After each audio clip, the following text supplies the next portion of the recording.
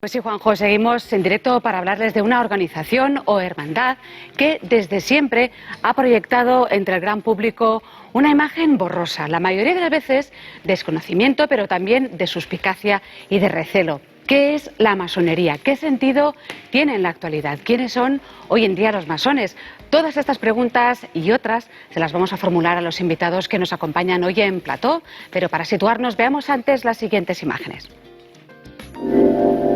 Juro por Dios y por San Juan, por la escuadra y el compás, someterme al juicio de todos, trabajar al servicio de mi maestro en la honorable logia, del lunes por la mañana al sábado, y guardar las llaves, bajo la pena de que me sea arrancada la lengua a través del mentón y de ser enterrado bajo las olas, allá donde ningún hombre lo sabrá. Este es, todavía hoy, el juramento que en algunas logias se exige y que casi textualmente es el mismo que utilizaban los masones en la Edad Media. La masonería que hoy en día conocemos es una herencia de aquellas construcciones de catedrales de la Edad Media. La única diferencia es que en lugar de construir catedrales de piedra y dar culto a Dios, pretenden construir la Catedral de la Fraternidad del Universo, cuyos pilares son la tolerancia y la libertad. En España los primeros masones aparecen en el siglo XVIII y crean en Madrid una efímera logia fundada por el duque de Wharton, que pronto es prohibida. La situación cambia con la invasión de las tropas napoleónicas, cuyas autoridades fundan logias militares en diversas ciudades españolas. José Bonaparte, hermano de Napoleón, es su gran maestro. Desde entonces, la masonería española tiene un acusado carácter político y anticlerical. La orden volverá a prohibirse hasta la Revolución Democrática de 1868. Las nuevas condiciones de libertad favorecen una especie de edad de oro de la masonería en nuestro país. Durante ese periodo, los masones intervienen en la política española, defienden las libertades y la secularización de la sociedad y además apoyan el feminismo y el pacifismo, al tiempo que critican a la monarquía. Durante la dictadura de Primo de Rivera, numerosos políticos y militares hallan en la masonería una eficaz organización de oposición radical al régimen. Aunque los principios de la masonería impiden hablar de religión y de política, muchos masones creen que la orden debe involucrarse políticamente para recobrar las libertades perdidas. Por ello protagonizan algunas conspiraciones para derrotar al dictador. La proclamación de la Segunda República es acogida por los masones con inmensa satisfacción. Y sin embargo, aunque muchos de los prohombres republicanos son masones, no es esta una de las mejores etapas. Y es que los partidismos políticos penetran en la orden y profanan sus ideales. La guerra civil y la dictadura franquista suponen una persecución sistemática para los masones. Franco anuncia que el contubernio judeo-masónico es el culpable de todos los males del país. En todas las alteraciones de la vida española, en todas las alteraciones y convulsiones de su política, siempre había la mano oculta de la masonería. Tras la muerte de Franco comienza la transición a la democracia. Los masones también regresan del exilio. Algunos participan en la reorganización de los diversos partidos políticos. Otros contribuyen a la integración de España en Europa con el apoyo de los masones que había en las instituciones europeas. En 1982 se crea, ya en democracia, la Gran Logia de España. Bueno, pues para hablar de masonería nos acompañan en la mesa de Para Todos Lados Pere Sánchez Ferrer, historiador y masón de la Gran Logia de España. Como historiador se ha especializado en la masonería española, tema en el que lleva 30 años trabajando y del que ha publicado numerosos trabajos y libros, entre ellos este libro, tenemos el libro por aquí, sí, La masonería y los masones españoles del siglo XX, los pasos perdidos.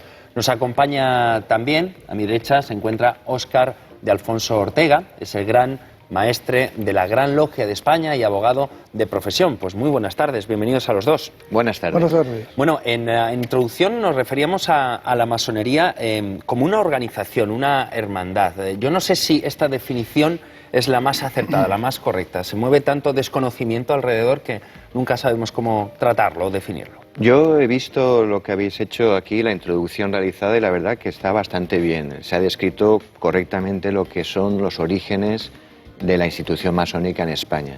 Para mí la definición de hermandad creo que sería la más acertada. Organización tiene un tinte administrativo que no me gusta. Hay que tener en cuenta que la masonería es la institución, una de las más antiguas, o incluso la más antigua, diría yo, de toda la historia, y me refiero a una institución secular. Y eso pues lleva una impronta que siempre se ha visto con determinados principios masónicos, y entre ellos el de la fraternidad. Por eso, definir a la institución masónica como una hermandad yo creo que es un acierto. ¿Es un acierto, señor Sánchez? Pues sí, es un acierto, y habría que añadir en todo caso que la masonería como organización genuina forma parte de esa tradición histórica que es la realidad iniciática. Es decir, la masonería es como la representante actual de una tradición milenaria que en Occidente viene de Egipto y de Grecia, y que eran aquellas antiguas religiones mistéricas que llaman los historiadores de la religión, y que se hacía en esas organizaciones iniciáticas o mistéricas. Pues el candidato pasaba de las tinieblas a la luz por medio de un ritual. Exactamente es lo que hace hoy la masonería. A través de un ritual, el profano se convierte en masón y allí recibe la luz masónica. Es decir, la masonería es una orden de carácter iniciático, y eso es lo que la singulariza. Eso es lo propio y peculiar de la masonería. ¿Y en qué consiste esta luz masónica? Bueno, pues Alfonso. Difícil de responder. Sí que, al hilo que ha dicho Pere, sí que es verdad que lo que caracteriza a esa orden de iniciación, a diferencia de otro tipo de organizaciones o asociaciones, en donde cada uno entra, paga una cuota, entrega una foto, firma su solicitud, aquí se pasa por una selección previa y por unos ritos iniciáticos, los cuales efectivamente dan todo lo que es la esencia de lo que es la institución. Cuando tú, Juanjo, hablas de la luz masónica, eso es lo que tarda un hermano, una vez ya iniciado, en desbastar, lo que nosotros llamamos desbastar la piedra bruta, que es mejorar como persona. Y la verdad que eso pues puede durar el tiempo que haga falta. Cada uno es un caso, cada individuo es distinto. Lo que sí es evidente es que la masonería lo que te ofrece es una posibilidad de mejoramiento. No cambia, porque no tenemos una varita mágica que te haga más guapo o más alto o lo que sea, pero sí te ofrece esas posibilidades para que tú, si así lo consideras, tomes esos instrumentos simbólicos que tienen esa carga iniciática, y te puedas, por lo menos tengas la posibilidad de mejorarte como individuo. ¿Y esa sería la única finalidad de la masonería, señor de Alfonso? Pues yo creo que esa es la única finalidad, debe ser la única, y con eso tenemos mucho. Aquí se plantea siempre qué pasa con esa acción en la sociedad, porque nosotros nos concentramos en las personas. Nosotros no vamos directamente a la sociedad, porque no pretendemos influir absolutamente nada en ella. Por eso es precisamente la razón por la que en la institución masónica está completamente prohibido hablar de política y de religión, precisamente para preservar siempre la tolerancia y la fraternidad, y que no haya problemas entre los propios hermanos. Nosotros intentamos mejorar a las personas, y son ellas las que transmiten los principios masónicos que reciben en nuestras logias a la sociedad. ¿Ejemplos concretos nos podría poner? Un masón no solamente es aquel miembro de la Gran Logia de España que se va una vez al mes a una tenida y que luego vuelve a casa. Un verdadero masón es aquel que ejerce la masonería 24 horas al día, 365 días al año. Tiene que ser un ejemplo de honradez, de honestidad, valores, transmitir valores como la verdad, el honor, la virtud. y luchar por ellos como los principios de la igualdad, la libertad y demás. Ese sí que sería un verdadero masón. Yo, como gran maestro, no sería un buen masón porque eso es muy difícil de conseguir, pero esa es la esperanza que tenemos en la masonería de intentar que los individuos transmitan esos valores a sus semejantes, en su familia, en su trabajo y a su alrededor. Bueno, disculpen mi ignorancia, ¿qué es una tenida? Sí, una tenida es un ritual que se celebra en el templo, también llamado logia. Este ritual, esta tenida, es lo que practican los masones una vez cada 15 días o una vez por mes, y allí en esa tenida, digamos, como el lenguaje de la masonería es simbólico, allí cada gesto, cada desplazamiento del masón, cada elemento que componen el templo o la logia tiene un significado, y es un significado simbólico, es decir, que allí nada es lo que parece. Una escuadra es mucho más que una escuadra, un compás mucho más que un compás, etc. La tenida es esa ceremonia, digamos, propiamente iniciática. Ahí lo que dice Pere, a nosotros siempre nos preguntan en este tipo de entrevistas, bueno, ¿y qué es lo que ustedes hacen? Porque sí, no podemos, hay que tener dos cosas claras. Cuando una persona se hace masón, jura, se prohíbe a sí mismo dos cuestiones. La primera es desvelar lo que oye y lo que se escucha y lo que se hace en una tenida masónica. Y la segunda de las cuestiones a las que jura es nunca revelar la identidad de otro masón, salvo que tenga su consentimiento, o estamos hablando de personas que ya son conocidamente de sobra que son masones, como puede ser John Wayne o Winston Churchill o Chaplin, en fin, cualquiera sabe que mínimamente que en los libros de historia aparecen como masones. Pero lo que sí hay que decir muy claro es que efectivamente nosotros aprendemos los preceptos de la masonería en estos rituales, mediante la práctica de estas ceremonias, de estos momentos cargados de sagrados y cargados de puro simbolismo, y aplicamos esos preceptos, los aprendemos ahí y los aplicamos en nuestra vida diaria, o deberíamos de hacerlo así. Bien, ¿y cómo está organizada la masonería? Usted es gran maestre, hablamos de logias. ¿Qué es una logia? ¿Qué es un gran maestre? Un gran maestro es la cabeza, el representante institucional de una obediencia masónica.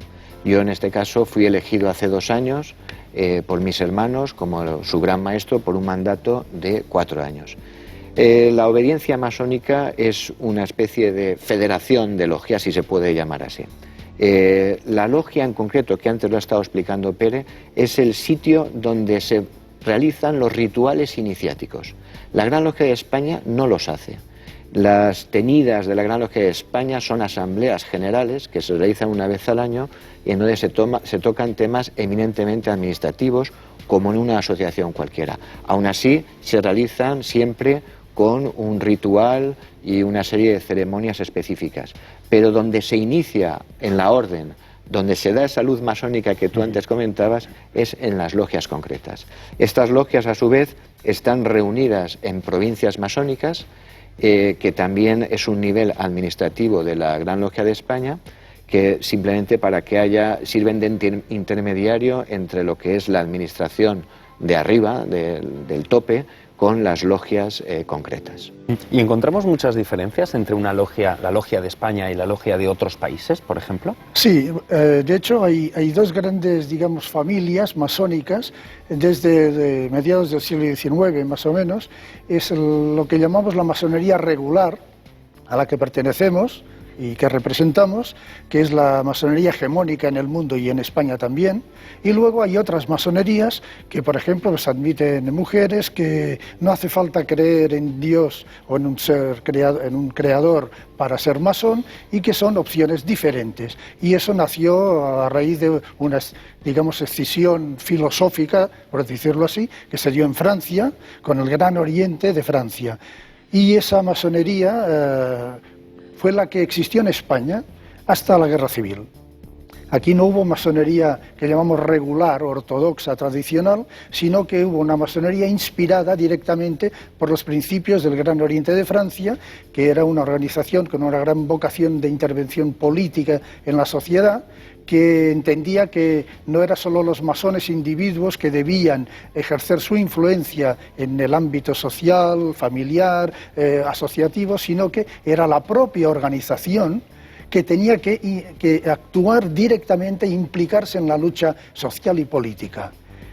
Y ahí está, digamos, una diferencia fundamental en esas dos opciones masónicas. Yo quisiera añadir allí, si me lo permites, que efectivamente la Gran Logia de España, desde que fue constituida en el año 1982, no tiene absolutamente nada que ver con esta masonería histórica, que es la que está comentando Pere, y que nosotros en estos momentos estamos completamente alejados de la política y de ese afán intervencionista que se veía también en la introducción que habéis realizado, donde la masonería, y ahí lo explica magníficamente bien Pere en su libro, que hace una radiografía perfecta de esa masonería del siglo XX, muy politizada, donde sí que aparecían algunos miembros políticos muy destacados, pero lamentablemente eran iniciados y ya no volvían a las logias, porque parece ser que en aquellos tiempos, y eso Pere lo sabrá mejor, era, digamos, un marchamo de calidad. Si querías subir en el partido, tenías que hacerte masón en determinados momentos. Eso nosotros lo hemos desterrado. No tenemos nada que ver con ese tipo de masonería, ni queremos tampoco. ¿Y en la Logia de España no hay mujeres? Por lo que... No, en la Gran Logia de España no admitimos mujeres, lo cual siempre que se menciona en alguna entrevista, pues da lugar a las, evidentemente, las controversias, las protestas oportunas. Nosotros no se admiten mujeres porque, como bien ha dicho Pere, representamos lo que es la regularidad masónica hegemónica a nivel mundial, que no admite mujeres. ¿Y por qué? Porque cuando alguien ingresa en la Gran Logia de España, jura una determinada serie de preceptos. Y uno de ellos es ser creyente, que las reuniones masónicas se realicen siempre con un volumen de ley sagrada, la escuadra y la compás, que son nuestras tres luces, y también que no se admita mujeres y que no se hable ni de política ni de religión. ¿Significa que las mujeres no pueden ser masonas? Por supuesto que pueden serlo. Y hay magníficas, y la historia nos ha dado ejemplos de magníficas mujeres que han ejercido la masonería y que a los hombres nos dan 30.000 vueltas. Pero no pueden ejercer esa masonería en la Gran Logia de España, y existen otras obediencias en donde sí pueden ejercer. Bueno, sí, por ejemplo, en España, Ángeles López de Ayala es una masona republicana librepensadora, a caballo entre el siglo XIX y XX, y es una de las grandes impulsoras del feminismo en España. Y hizo una labor magnífica, impulsando, pues, digamos, la secularización de la sociedad hasta la época, los inicios de la dictadura de Primo de Rivera, y creó sociedades feministas. Es una de las impulsoras del feminismo organizado en España. Y era masona en una logia de Barcelona, antes lo había sido en Madrid. Lo ocurría que hasta la Segunda República, la masonería europea, digamos, no ortodoxa, incluso esa masonería, era completamente reticente a aceptar a la mujer en la masonería. Incluso la Asociación Masónica Internacional, la AMI, con sede en Suiza, prohibía a sus socios afiliados que admitieran a mujeres.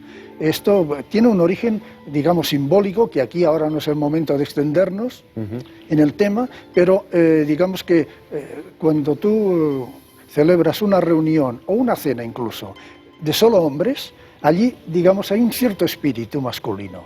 Si pones una mujer en medio, ha cambiado todo. Y viceversa. Y aquí hay algo que no tiene nada que ver con el machismo, con pisotear derechos de la mujer. Es una cuestión filosófica y simbólica, que no tiene nada que ver, como decía Óscar el Gran Maestro, con que nosotros aceptemos perfectamente que haya masonas que trabajen con todo el rigor y que es una opción. Sí, pero parece que en pleno siglo XXI, el que no existan o acudan mujeres a este tipo de reuniones suena un tanto... Llama muchísimo la atención y es difícil de explicar, evidentemente. Nosotros somos completamente pegados a lo que es la tradición masónica desde la Edad Media. Desde ese momento no se admitían ya mujeres y entonces, para que nosotros sigamos en esa línea, tenemos que aceptar ese hecho, nos guste o no nos guste. Yo tengo 2 hijas y me gustaría que ellas fueran masonas. Lamentablemente no podré acudir a su iniciación porque lo tengo prohibido, pero me encantaría tener en común con ellas este tema. Bueno, hemos visto en el vídeo a Francisco Franco hablando de la mano oculta, ¿no?, de la masonería como responsable de todas las alteraciones de la vida civil española. La masonería estuvo perseguida durante el franquismo y los masones pues tuvieron que exiliarse, pero no sé si esa imagen siniestra de la masonería en España como una organización secreta, conspirativa, ¿es una idea de Franco, auspiciada por él, o ya viene de lejos? Es una idea que viene de lejos. La mentalidad complotista es muy antigua. Y ya en el siglo XVIII, cuando la masonería es condenada por el Papa, aparece una literatura de origen religioso en la que pretende desprestigiar, calumnia a la masonería, inventa atrocidades supuestas, inventadas acerca de los masones, con tal de intentar destruirla también en ese campo. Y eso crea una mentalidad que siempre ha existido en la condición humana, que es la mentalidad complotista. Es decir, que todo aquello que me ocurre y que me perjudica, yo no soy culpable de ello, sino que hay alguien en la sombra que está conspirando. Y esa mentalidad complotista, contubernista, es universal. Y aquí en Europa se dio en particular en el siglo XIX y Franco es un personaje más de esos antimasones, de esa mentalidad, un ejemplo de esa mentalidad complotista. Pero Franco, ese discurso suyo no era para la galería. Franco estaba convencido que efectivamente la masonería se dedicaba a conspirar contra los tronos europeos y contra el catolicismo. Y esa era su única razón de existir.